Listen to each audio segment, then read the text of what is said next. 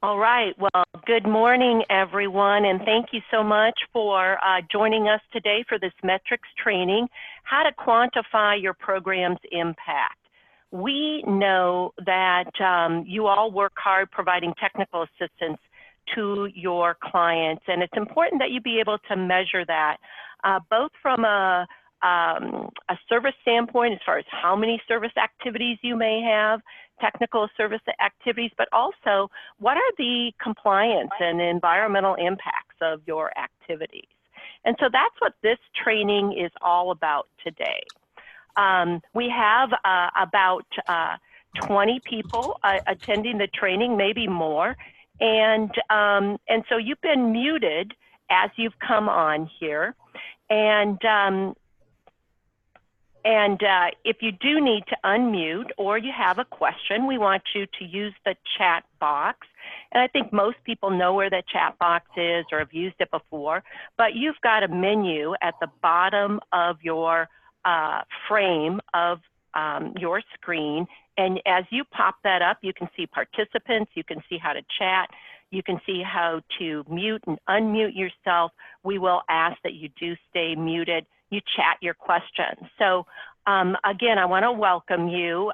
Allison Crowther is my colleague who is behind the scenes, and she is doing all the technical assistance. So a lot of you might know Allison because over the last year, she's reached out to different programs and just inquired to make sure that we have the right information on the website about your program, or she's reached out to get information about your CAP so that we get updated information. She's done a lot of work behind the scenes to make sure that we've got the right information on the website and for our program. So really appreciate Allison.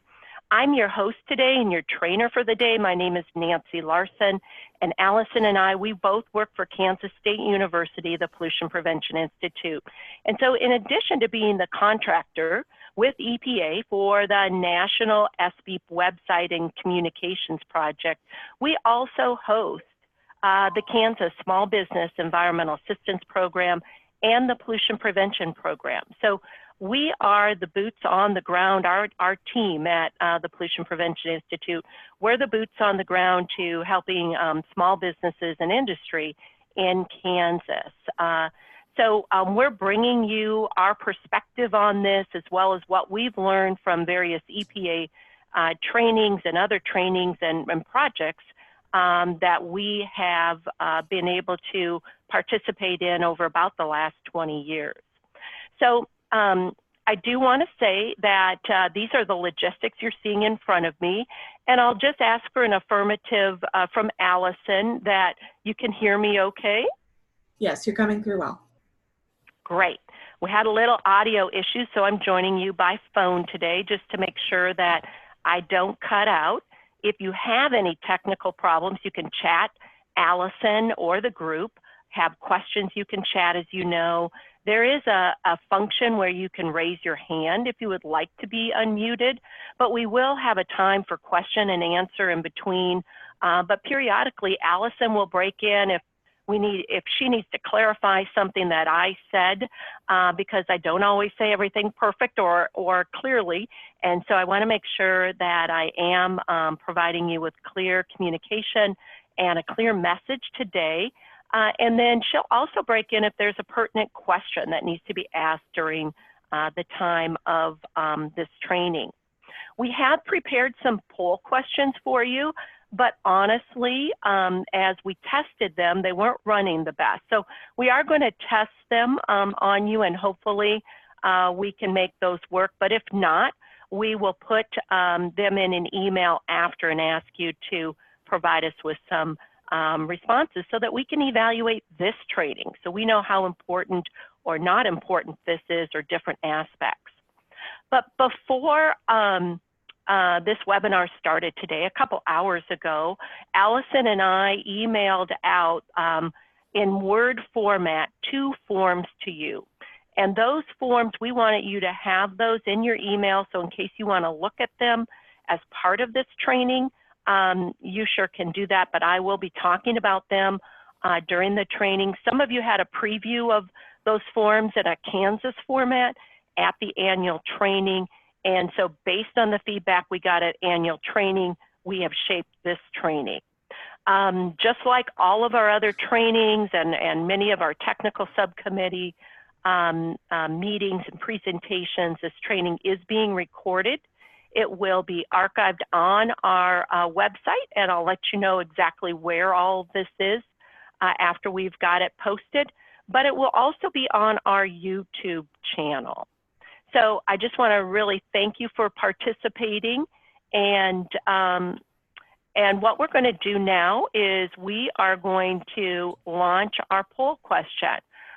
We hope to do question 1 through 3, but honestly, like I said, again, I was having a little bit of technical issue with this, so we're going to give this a try and see how it works out.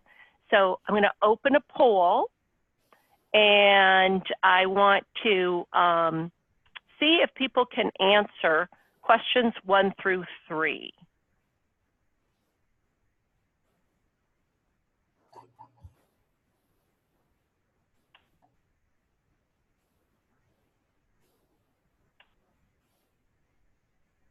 So are you seeing, I might ask one of our friends to affirm that they're seeing the questions, and we want you to answer 1 through 3.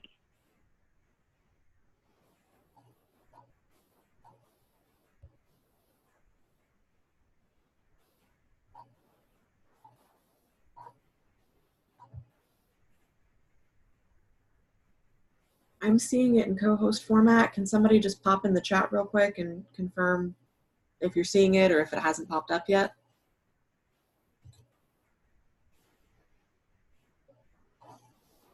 I'm not seeing anyone voting. Okay. Jennifer says it's showing up. Okay. Yeah, we've got them coming in now. Okay, great. So be sure to vote. So the first question is, what type of technical assistance does your program provide to small business? You can check all that apply.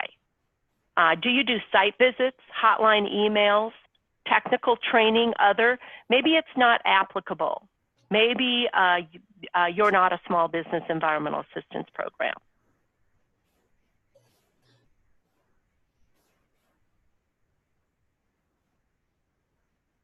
The second question is, do you have client evaluation of your technical assistance for any of the following? Please check all that apply again. And I'm not seeing any votes come in.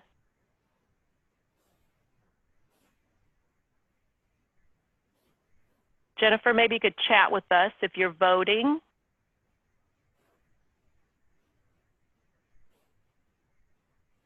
Oh, it says they have to answer all the questions before they can submit. Okay, okay. So just answer question 1 through 3 and then submit. And so question 3 is, what do you hope to learn from this training? And please check all that apply. Nancy, it sounds like they have to answer all the questions before it'll allow them to submit. So they can't just answer the first 3.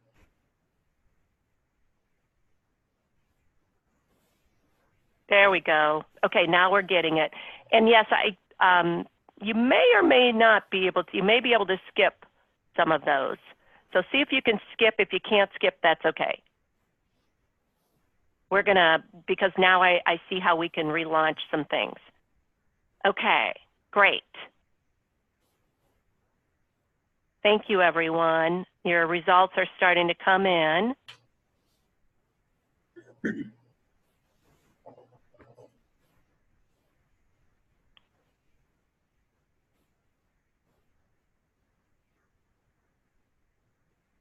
All right, let's have everyone submit. I'll end the poll in about 5 seconds.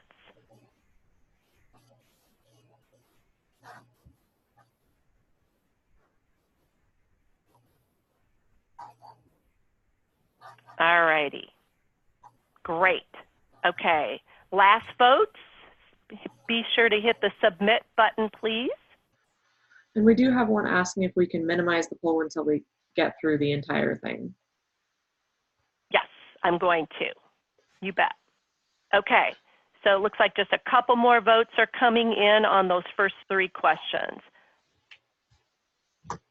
Okay. Okay, I'm going to end the polling and share the results.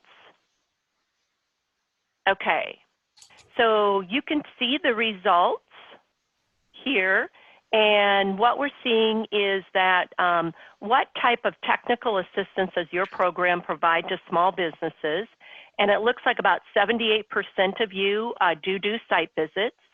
100% everyone on the phone does hotline or email. We've got another 67% doing technical training, and some say other. And I'm wondering if you did put other, would you mind chatting what other is so we know what that is and we can address it as part of the training possibly. And then if you go to question 2, do you have client evaluations for your technical assistance on any of the following? It looks like about 44% of our participants do evaluations for hotline and email, technical trainings, and this is great. 60%, 56% do evaluations of their site visits. And then the third question that we wanted you to answer today, right now, was what do you hope to learn from this training? Please check all that apply. And it looks like we've got 78% how to improve the process, the type of evaluation questions to ask, another 78%, the difference between an output and outcome. So that tells me 22% say yes. Not too many people need to know much about that. That is a term that's been, those are terms that have been around about 10 years. 67% how to use the evaluation information provided to improve our technical assistance, and another 78 say why and how should we communicate these results. And so Nancy, we do have a couple people in the chat popping in with what their other was on number 1. So we've got one saying general outreach through social media and videos, newsletter articles, and another saying spontaneous or in person during network and outreach events. Excellent. Okay. So yes, and some of that spontaneous, we would even record as, you know, kind of hotline or email technical assistance, right? Because a lot of times you'll end up following up with that person, sending them the resources they need or providing that technical assistance. So excellent. That all makes sense. So thank you. Okay, I'm going to stop sharing the results. I'm going to close that out. Thank you, everyone, for participating in that and dealing with our little technical assistance glitch there. I was hoping that that we could show them one by one, but I think we've got a workaround. Okay, so moving on. I do want to start out with this slide, which is a slide I did use. Allison put this together for us. I used this at the annual training, as we get started with this metric training, I think it's really important to define 2 very important terms that EPA has been using with regard to their metrics for probably the last 6 to 10 years. These terms are important because they can help us shape our program evaluations so that the information we collect can be put into one of these 2 categories, outputs or outcomes. So with that said, let me draw your attention to the table on this slide. Reading from left to right, you can see these terms. So first we've got some inputs, right? That's us, that's the effort that we are putting into our technical assistance. It represents staff, money, time, maybe you've got volunteers, partners. It represents industry. It might represent some equipment, materials. Those types of things are all inputs. Then next we go, as we move to the right, we go to project activities. So it's what we do, what the technical assistance is, the outreach, the trainings, maybe you're at chamber meetings, all of those kinds of things, along with who we reach in number of industries, scientists, citizens, chamber colleagues, those types of things. Those are all outputs, and some people call those the beans, right? They're things that we can physically count, literally count those. We count the beans, and we report those as outputs. So when we've got our SBEAP annual report, we have a lot of output data that you're putting in there. How many site visits did you do? How many hotline calls did you do? How many trainings did you do? Newsletters, those types of things. Those are all outputs. But outputs, depending on how they're done, can be evaluated and result in what we call outcomes. And so the outcomes can be short-term or they can be long-term. So maybe as a result of meeting with the chamber and this community group, you formed policies. That policy is actually an outcome of your work, right? Maybe you were able to change people's behavior, to be in more compliance, to implement compliance, to go to training on a regular basis or as required. And then maybe long-term wise, they act as a result of this, they actually were able to reduce some of their emissions, right? So EPA formally defines these terms, and an output is an environmental activity or effort associated with a work product that is produced or provided over a specific period of time. An output can be quantified or qualified, but it must be measured during an assistance agreement and during a funding period. So a lot of times if you've got periods that you're being measured on, you are going to count the outputs within that period. So for the annual report, we have a 1-year period that is defined that we're asking you to put in your outputs, your beans, what did you do? Then an outcome is the result or effect or consequence that occurred from carrying out that environmental program or activity. It may be environmental, behavioral, it could be health related, right? It could be programmatic, but it must be quantitative. It's not a qualitative. It is specifically quantitative. So gallons of water reduced, pounds of toxic material reduced, tons of VOCs reduced. Those are examples of outcomes.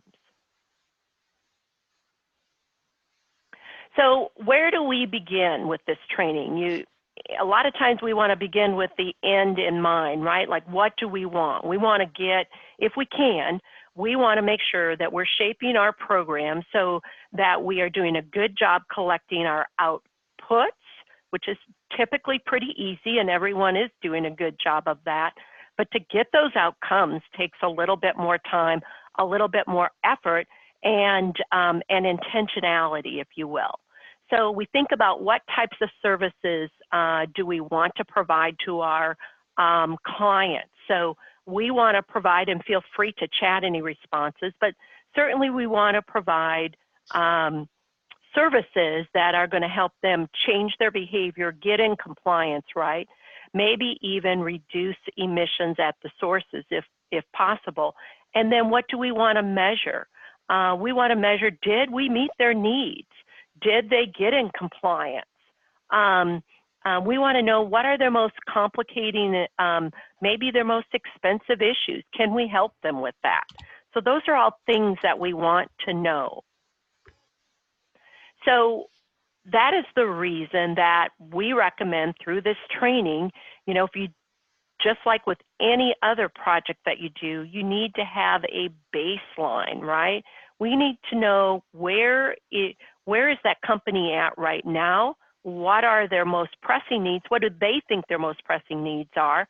Because how many times have you walked into a business who thinks they need an air permit, but you find out they have a lot of other a lot other high priorities that you're able to assist them with. But we do need to figure out what is that baseline. And so in doing that, and this is focused, this first part of this training is focused on site visit work that we do. Because that site visit work, that one-on-one work, as you know, is where we get a lot of behavior changes. It's where we really impact our small businesses. We may keep them from closing, right? They may be on the cusp of closing because they're not sure what to do. We may be part of that lifeline that keeps them moving forward so they don't get environmental fines, that helps them so that they reduce their long-term liability as far as possible contamination to the environment or their employees. So it's really important that we do this pre-assessment, and this, like I said, is referring to that on-site work mostly. We will cover training and we will cover hotline too, but the big focus here is on-site. So we do a pre-assessment to document their existing permits. Where are they at right now? Do they even have any permits? Do they know if they need them? Do they know what size hazardous waste generator they are? What do they know so far? Because a lot of these businesses, right, they're mom and pop businesses, and they may have less than 10 employees. They may have 4 employees.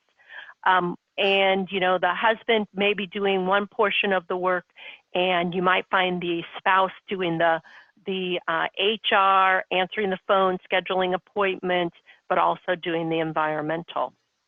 So we want to know, what are their top concerns? Maybe they called us because the regulatory agency said, you need to call SBEAP, you need to get some help with this. What are their immediate needs? We require a pre-assessment in advance of a site visit, because as small business environmental assistance providers, we are committing to a company to travel to their site and to spend time to do the research to get them the assistance they need. Requiring a pre-assessment is one way to show that they are committed.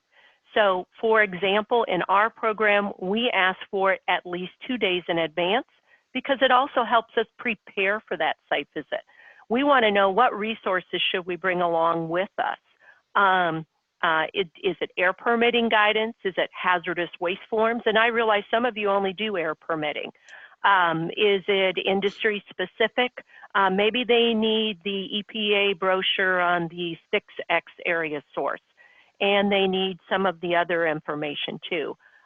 What is their size, their business size? How about the NAICS code? Because that can help us a lot with many of these area source or air quality regulations too. We also use it to give us permission to be on their property. So this is the front page of the form that we emailed out to you this morning. And you can see that we have made it in a generic format so that you can take this form and you can personalize it for Wisconsin, Nebraska, Idaho, Washington, wherever you're at, or you can use the national logo if you want. You can change this to meet your needs. But this is the type of information that we recommend that you collect. And realize a lot of businesses don't know what SIC or NAICS is. And so sometimes we have to help them with that too, right? But what are their products and services? How did they hear about us? And then we ask, I think this second point is very important.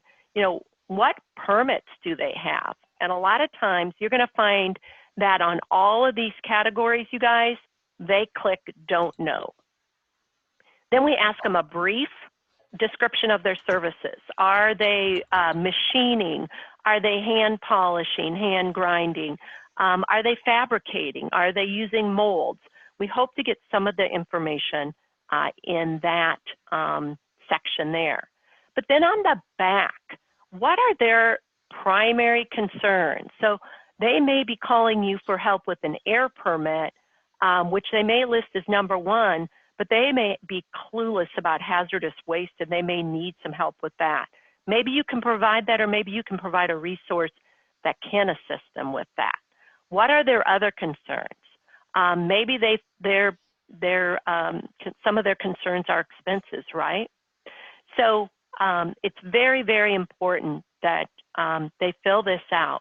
We ask if they've got a program in place to prevent pollution. I have never had, I take that back, maybe one time in my 20 years doing this, we've had 1 or 2 programs that have said, yes, they've got something in place. But a lot of times it gets them asking, what do you mean pollution prevention program? Has your facility been inspected? And then here's one of the keys. Customer service is very important to our agency. So we ask, after we visit your site and we submit a report to you, would you be willing to fill out a short evaluation of our services? Yes or no? And that is one of the hooks where we are able then to come back in and ask them to fill out a post-evaluation. We ask them if they want to get one of our newsletters or be notified of trainings. And then at the end, we consult with our legal department, and they've helped us with a short statement of liability. But I'd like to circle back for just a second on that top part, environmental issues. It's really important that we do look at that and we understand what their issues are. I'm sure some of you, like me, have gone to a facility to help them with an air permit, but as soon as you get to the front door, sometimes even in the parking lot, you guys, you get assaulted by VOCs, right? So you walk in and you realize no one even at the reception realizes the level of VOCs that you're smelling in the facility. Because they're used to it. They think that's part of their business. So you may go through and you may help them with their air permit, but in doing that, you may also be able to talk to them about, gosh, you know, these open containers over here, or the way you're managing your wipes.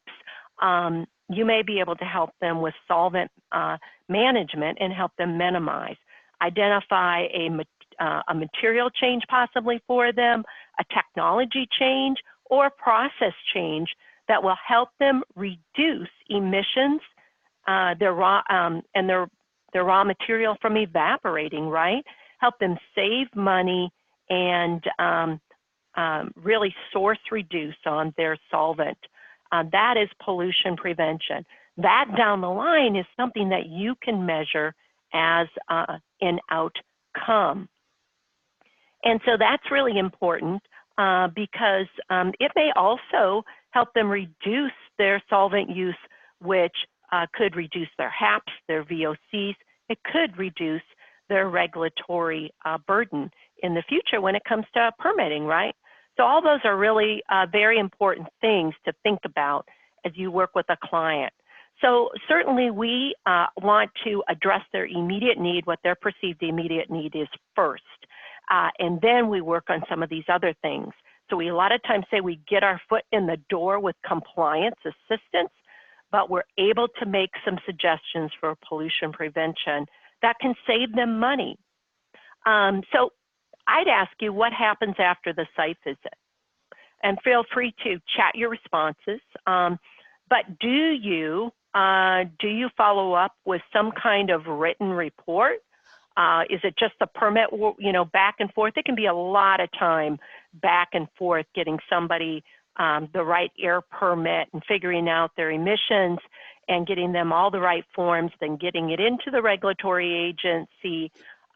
So maybe you do that type of assistance, but maybe then you summarize it in an email, or do you do a report?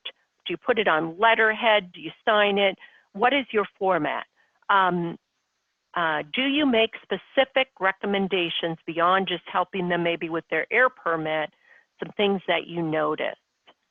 Do you know what their priorities are? So when I do site visits, I talk to clients and I say, I'm probably going to be able to give you 80% of the answers you need today on site.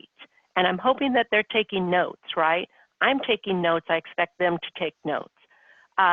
but I tell them that I will follow up with other resources, but I always tell them that I will assist them with their priorities.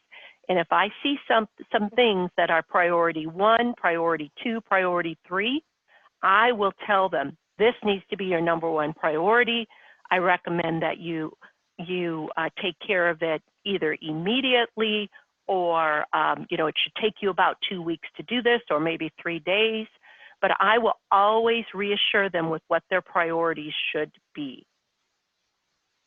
And I'm going to break for just a second. Allison, are there any chats or any questions we need to answer? Nope, nothing in the chat. Okay, great. I'm going to continue on and just tell you one of the things that we do at K-State, and certainly this is not a perfect program. This is a continual improvement process. And as we have different people look at this and as our program needs change, this has been reshaped many, many times. But one of the things that we do for probably at least 80% of our clients that we go out on a site visit is we will do a written report. We try to keep it very short because we know people aren't going to read 6 pages of report, right? And that takes us way too much time. But we do really personalize it for that client. We have a standard format that documents when we were there and why we were there. Maybe KDHE, our regulatory agency, asked us to go in or told the client to call us. We always provide a background, so if I pick this report up in 6 years and someone else did it, I'm going to know exactly what that facility was like, because that facility may have 4 employees when I did the work in 2018, but now they may have 40 employees and have put in a couple more paint booths, may have changed quite a bit. We go through what their priorities are. As you can see there, this one was air focused, so we address their air quality needs first, then their solid hazardous waste, because we are a multimedia program. And we're specific with our recommendations, and then we always provide resources, linked resources. These reports are not mailed unless it's a special circumstance. These reports are saved as PDF and emailed to the client. So why and when do we do follow-up? So that would be the next step, right? So after we've done the report, and by the way, our goal is to get that report out in 30 days. Because after that, certain circumstances, we can't get it out. But after about 30 days, this is no longer fresh in our mind or the client's, and we're on to other projects. So what we want to do follow-up, because we want to know, did they implement any of our recommendations? Do they have more questions? A lot of our follow-up leads to additional work with the client. They weren't ready to do file their stormwater notice of intent when we were there, because they had air and waste priorities, but now they are, and they need some more help with it. We want to know, did they make any changes as a result of the technical assistance we provided? You want to ask them, can you gain some compliance or P2 rates? This is what I'm going to show you how it can be done. And does the process help you evaluate your services? You know, it can be hurtful sometimes, but we want to know what our clients are saying about our services and how we can assist them. You know, if we didn't hit the mark, we want to know so that we can improve. So when and why and when should we follow up? We follow up annually or every other year. That's probably not frequently enough, but that's about as often as we can get to it. We try to do 100% of our site visits, but that doesn't mean we have 100% participation. And I'll talk about that in a minute. We do these via email, a phone call, or sometimes we do them on site. It really varies on the client and what the client's needs are and what our relationship is with them.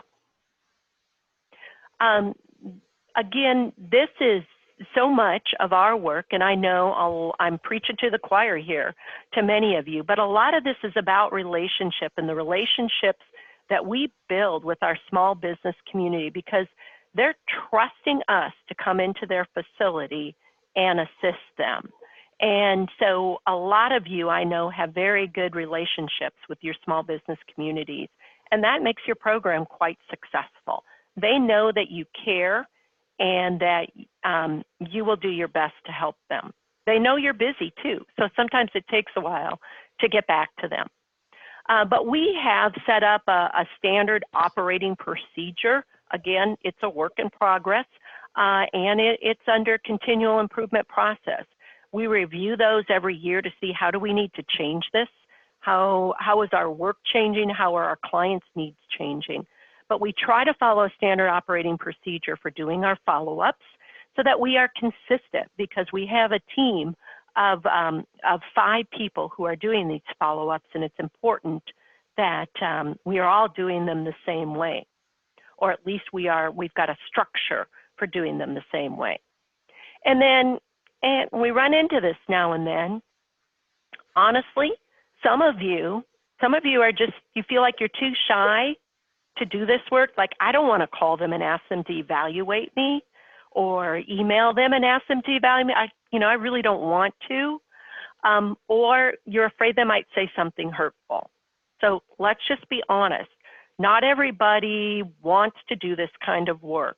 But I will tell you, it's really important, if you're new to this, it's really important to get this under your belt, because I know that you want to improve your services, but more than likely you're going to find out that your clients are extremely appreciative and they have learned a lot from you. And you likewise have learned a lot from them. So this is the other form that we sent you this morning. This is our site visit evaluation form. And again, we sent it to you in Word, so you can take that watermark off of it. You can personalize it however you want to. We have worked on this over the years, and this is what is most pertinent for our program. And then we took and we kind of made it very generic. But what we ask, and the specialist, the person who went out and did the technical assistance for the client, they are the ones who fill this out, you guys. So I would, if I'm the person, I would put my business name in there. I would put the date I went out and did the visit. I would put the specialist name, that would be me. And we call this survey, but really I need to take that word off of there because this is an evaluation, not a survey. What is the date that we are sending this to them? And are we doing it in person, by phone, email, or maybe it was faxed in. There's still a few people who fax, right? But we want to know, why did they, so then the client fills out 1 through 9. Why'd they contact us? Were the concerns a result of, were they pollution prevention? Were they compliance? And then we want to know, how do they rank our overall service on a scale of 1 to 10? And then we sent them a report or an email, and we want to know, in combination with the work that we did on site, was it enough to implement? Did we give them enough information to actually have them implement changes and implement their compliance suggestions? And number 6 is something that most businesses, honestly, they struggle with this, and they leave it blank, or they'll ask us, I don't know what to put for number 6 because I'm a small business. I've never had a consultant, and I have no idea what the dollar value is for your services. But we ask that question, just ask them to put down their best guess.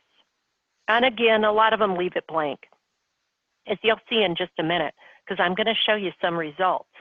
And we ask them, would you recommend us? Are there other suggestions?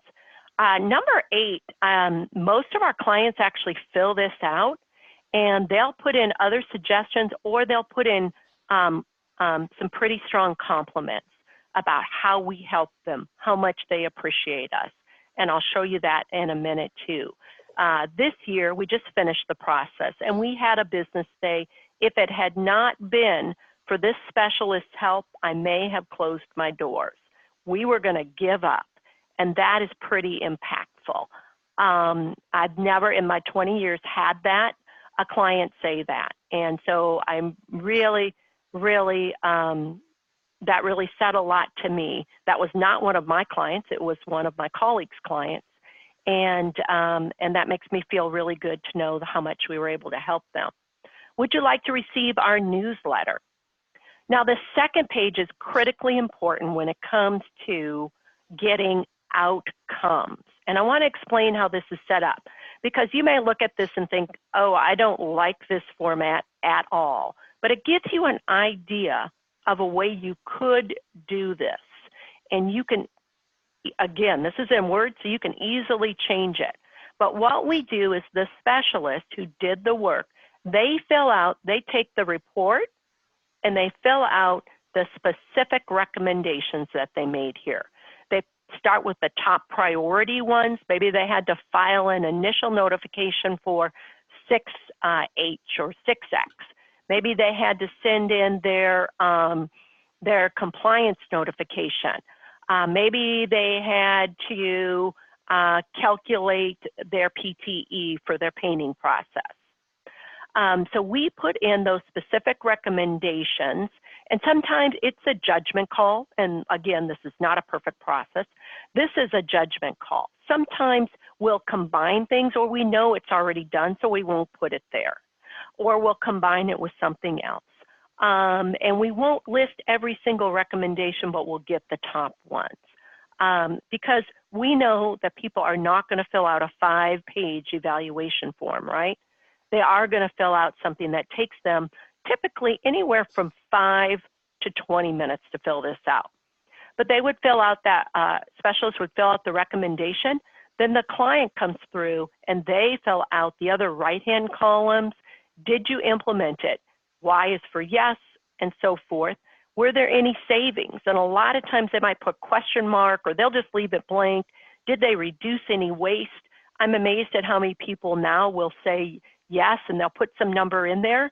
But honestly, I have to follow up with them to get clarification on what that number meant and if it's legitimate or not. That's up to me as the specialist to have a good quality assurance about the information we're collecting. But those are outcomes. And then if they didn't implement them, we ask why. And this, a lot of times we get E, I need more help. And so then that tells us that they need more help, and we can follow up with them when we have time. So I want to take just a second to talk about the validity of the evaluation results. I've said a few times this is not a perfect process. It has some flaws, but it is a system, rather, for doing evaluations that result in outputs and outcomes.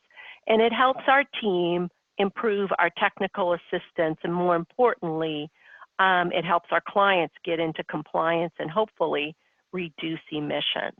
But it does, it's pretty straightforward with regard to the compliance information, but again, that pollution prevention, the outcome environmental data that may come from that may take more time, and it takes some follow-up. And you have to be able to ask the right questions. And often we're able to get quotes, or we may identify clients that are going to be good for a case summary, right? That we could put in the annual report for national and or on our website. So I want to pause just for a second again and ask Allison, are there any questions? Nothing's come in the chat. Okay. So I've just gone through the meat of what we really wanted to talk about today, and I'm going to go through some of the other information a little bit quicker, but we will also have some polls. If I've missed something or you need me to back up, there'll be time at the end and we'll be happy to do that. So the next steps are to determine if additional follow-up is needed and to analyze the results. We're able to identify trends, calculate outcomes, And then it's really important that someone in your group takes the time, once you've analyzed this, to communicate it. Communicate it internally and externally. I think it's really important, and I've learned this year, it's important to know that just because I've been doing this for a long time and put the results together and shared them out internally, that does not mean that our team understands what that meant and how we're going to use it. So it's really important that we explain, okay, as a team, we've been able to gather these results. Here's what we found out. Here's what we're going to do with them. You can use them when you describe our programs and you do outreach at chambers, at SBDCs, at various events, because we do calculate compliance rates. We do calculate pollution prevention implementation rates, and we are able to get quotes or testimonials.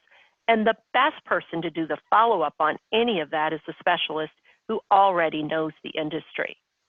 So here's an example of the analysis that we just finished up at our agency in doing our site visit evaluation. So we may have sent out 35 site visit evaluations from last year, right? But we only got 40 or 50% of them back. That's still not bad, and how much you decide you want to chase these down is really up to you and your program and your time schedule and you know where your priorities are. But if we can get 40 to 50% back, and we really target where we're going to put our effort and target are probably the companies that we know needed the most help.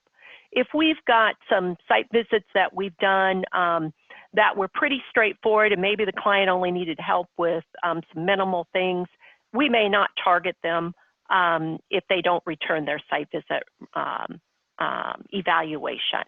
But you can see we've lined this spreadsheet up just so that it easily aligns with the questions that we ask the client, and then we're able then, after putting this in a spreadsheet, to calculate, what's the percentage of clients that had enough information. 100% had enough information to implement what they needed. And for the first time in several years, we had more clients evaluate the value of our service. We've never had people evaluate the value of our service quite so high. You can see some of them left it blank, right? This is kind of one of those middle columns there. But on average, even with the ones that left it blank, they valued our services at greater than $12,000. Then we've got implementation rates over to the right, and yes, pending, or no. And then we're able to calculate things as well as some of those outcomes that they've reported and or we have followed up on to confirm. We go ahead and we put these into charts. This is nothing new. You guys easily do this as well. But it helps us take a peek back on the last 5 years, and we don't do these every year. A lot of times it's every other year, as you can see here. It's not on a consistent basis. But it's interesting to be able to look at these trends. And so the most important one is implementation, right? So obviously we have clients who are implementing the compliance recommendations at a much higher rate than P2. But this year we were pretty successful with P2, and we were able to get some data from that. But it tells us how they're ranking our assistants. And so this is just a little bit of a summary of that. This is for our internal use, but just kind of giving you an idea of, okay, now we've done this work. We have it in graphical form, right? But let's put it in narrative form too, because I'm a very visual person myself, and it's important that I am able to look at it in visual term, and I'm also able to look at it and send it out to our funding agencies. So I've sent this to our regulatory agency so that they know what's the value. We're providing funding for small business environmental assistance, Now, what are the clients doing about it? What are they saying, right? So I want to transition just a little bit now to the impact of evaluating your training events, because this is really important too. And sometimes we don't ask the right questions, you guys. And we don't want to use these real long formats, in my opinion, when I'm doing a workshop for a group, or maybe it's just a presentation, a technical presentation for the group. So for example, this one was for a group of healthcare that our agency did, and we did it on chemical inventories, and it's focused on toxics reduction. And so we asked these 4 questions of the audience after we did the presentation, towards the end of the presentation. We asked them, has this improved your awareness of EPA's priorities related to chemical use? We asked them to go strongly agree, agree, disagree, strongly disagree. There were 36 participating. Did it improve their knowledge? We want to know, did it improve their knowledge? I consider myself an expert. Well, if someone's an expert, they probably didn't need this, so their data isn't that valuable. And that helps us understand what's the level of knowledge. Will they use this information to guide their program implementation in this area? That's a behavior change measurement we can get from that. Then what I always leave it open-ended. I'm interested in having a chemical inventory, or I'm interested in additional technical assistance. And in this case, you can see we had about 20% of our audience say that they wanted additional technical assistance. So that's a short version of an evaluation form that you can use for training events, but a longer version was used at the annual training. And you can see we've got that summarized on our website with graphs and things, and you can see that. We asked the SBEAPs if they're going to change anything as a result of what they've learned at annual training, and we had excellent results. That tells us behavior change, tells us we're making an impact on the clients, but also on whatever the audience is that we are doing training on. So I'm going to, before I go into some hotline information, and we're just about to wrap up, guys, but I'm going to launch the poll again. We'll see. I'm hoping you can answer question 4, 5, and 6. I'm going to be clearing out the results. So if you're able just to jump on 4, 5, and 6, that would be great. So bear with me.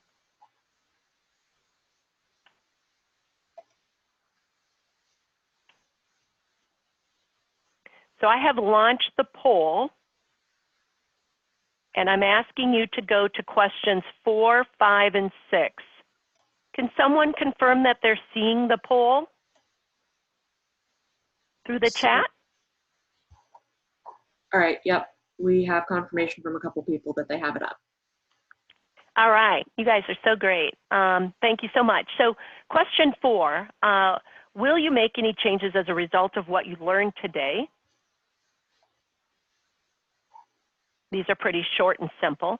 Now, question 5, if you'll make changes, what type of changes will you make? You can choose all that apply. And again, you can vote. Once you vote, you have to hit the submit button. All right, we got people submitting. And question 6, on a scale from 1 to 5, with 5 being excellent, what's the overall ranking? So I'm going to give you just about 30 seconds to finish up, please. So if you haven't voted, can you vote, please?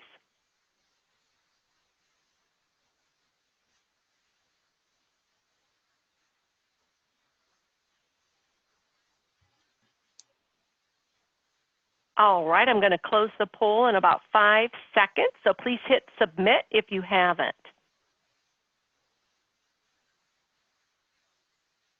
Still seeing some things come in.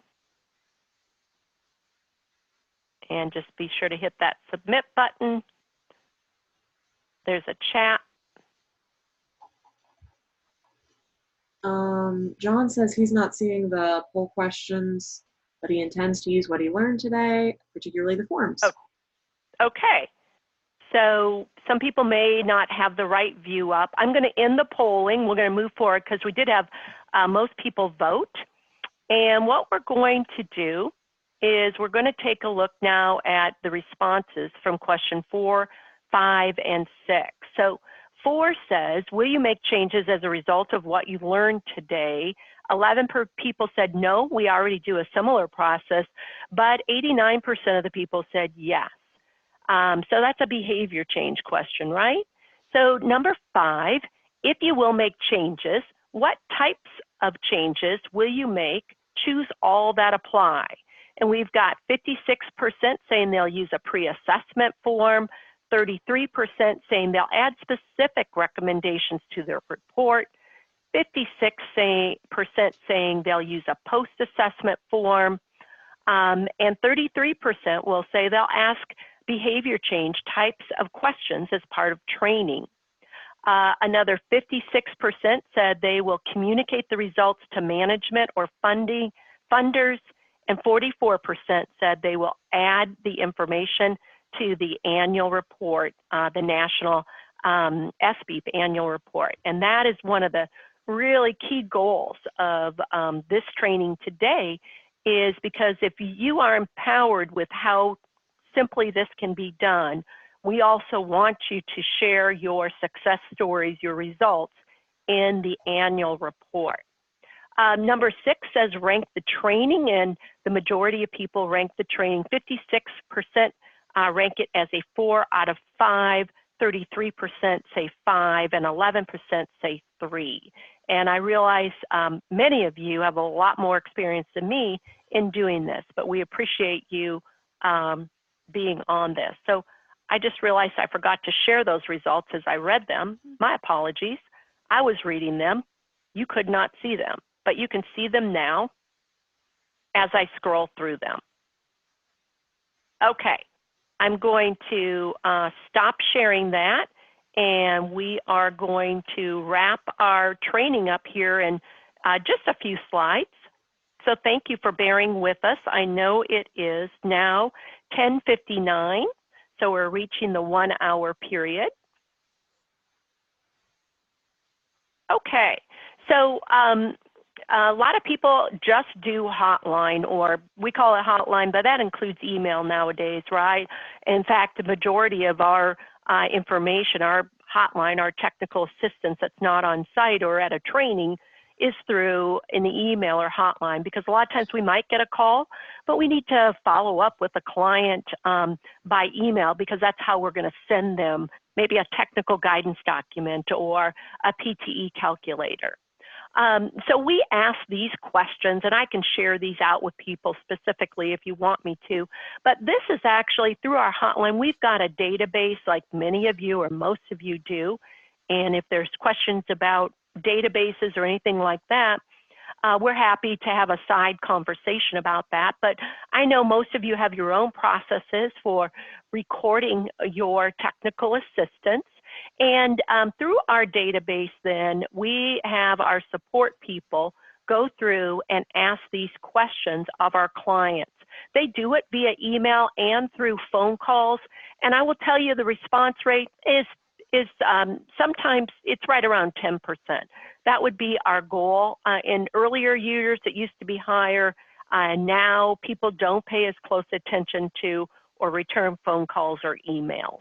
But that's okay. We're getting some compliance data from this, but not as good a data and not as good of evaluation results and information for improving our programs as we are getting through our site visit. But realize that the hotline, right, is going to touch more clients, a variety of clients. And we also find out that many of the clients need some more help. And it's another way for us to then follow back, circle back with that client, make sure they get the help that they need. Allison put this slide together for us, and these were just some of the highlights of what we gathered this year from our evaluation process. And And the one in blue here is the one I mentioned before. But the client said, I would have closed my business if it hadn't been for the help I received. I was so confused and flustered over the report I needed to be compliant. I could have never gotten through this without the specialist's help. She was amazing. So kudos to that specialist. And then there's a few other things here that you can see. And these are all things that we ask you to put into the annual report. So that's where I wanted to kind of circle back now on the annual report. In January, you will be getting an email just like you did last January that we would like you to fill out the National SBEAP annual report. In this, you've got a lot of outputs that you're putting in, that you're adding to this. So it's a lot of the information that you are already collecting, and you dictate whether it's on a fiscal year or calendar year. And we'll have a separate training on this. But what I want to highlight for you are those questions 17 through 20. This is where we want you to put in. If you've evaluated and you've got 72% of our on-site clients say they've implemented our compliance recommendations, this is where we want you to put that information. We want your quotes.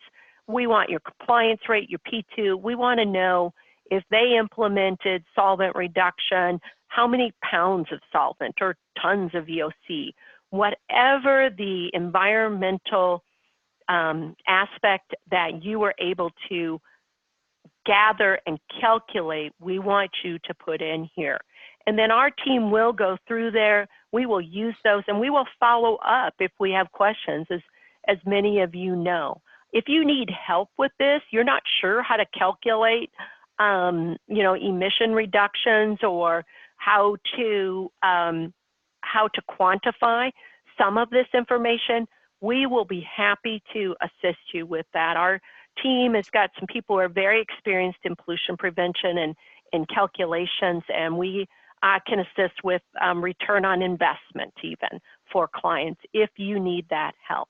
So I just want to emphasize that you're going to be seeing this or a form very similar to this in January. It's due by March 1st. But your timely input is really important. This past year, we had 41 programs in 38 states report. We would love to get that number higher, but you all are familiar with how we use this information. And I know next week in Region 7, we're going to be giving this to our Region 7 regional administrator because he's coming to our Region 7 meeting.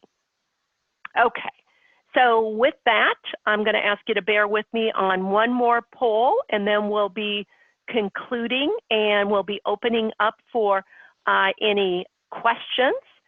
And so we have launched the poll again, and just go to questions 7 and 8 and see if it will allow you to submit.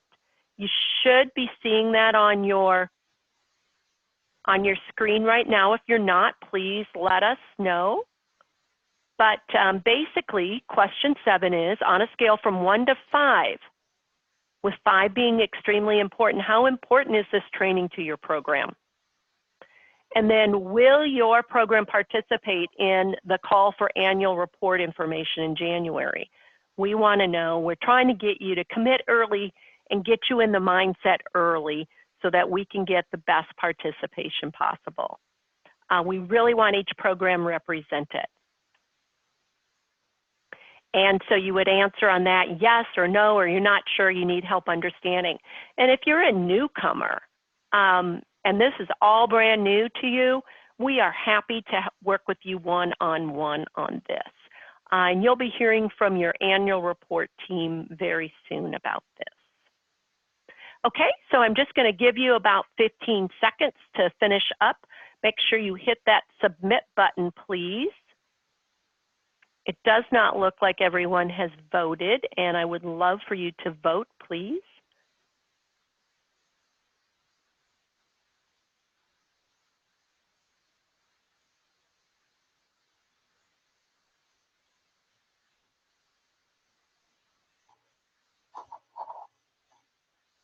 All right, so hit the submit button, please, and I will share this. Closing the poll. All right, so looking at questions 7 and 8, sharing the results of 7 and 8. On a scale from 1 to 5, 5 being extremely important, how would you rank the importance of this training? And 5 being the best, 17% said 3, 4%, 50% said 4 out of 5, and 33% said 5. When you looked at number 8, we've got 100% of our audience responding, committing to filling out the annual report form. All righty. So just kind of wrapping up some concluding thoughts here. Evaluation of hotline callers recommended to be done every 3 to 6 months because they may not remember that you called, and that is something that we do have our support staff do. Evaluation of site visits, though, really important. I think it's really important that it's be done by the specialist, not necessarily someone who wasn't involved in the site visit. We try to complete them once every 1 to 2 years. We have some of our specialists who are able to, they set on their calendar a timer, and after 2 months, they'll automatically send out an evaluation form. That is great. A lot of times you won't have full implementation in 60 or 90 days, but typically you will in a year, hopefully you will. So with that said, and as we open things up for questions, I do want to promote one of our next webinars. So November, it's Tuesday, November 26th. That is the Tuesday before Thanksgiving. We are hosting the Education Subcommittee is hosting a training on how to read the 40 CFR. Belinda Breidenbach is the Environmental Education Chair, and you'll be hearing from her in your email. You've already heard from her once, but Renee Basho of Wisconsin SBEAP and Tony Pendola of North Carolina are among the people who are going to be doing this training. An invitation, a calendar invite, has already been sent out to everyone. I think we sent that out in September, but it will be a Zoom meeting. It will be recorded. So if you're on vacation that day, starting your happy Thanksgiving early, no worries. We will be recording it and getting it posted. If you need other information on that, please let us know. Otherwise, Allison, are there any questions? Nothing popping up so far. If anybody wants to get in the chat real quick or raise your hand and I can unmute you.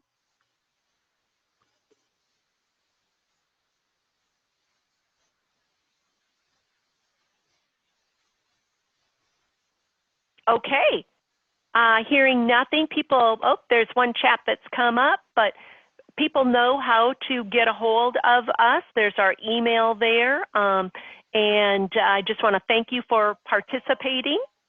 And any concluding remarks, Allison? Nope, just somebody saying thanks. All right, this will conclude the recording of this training, and thank you all for attending.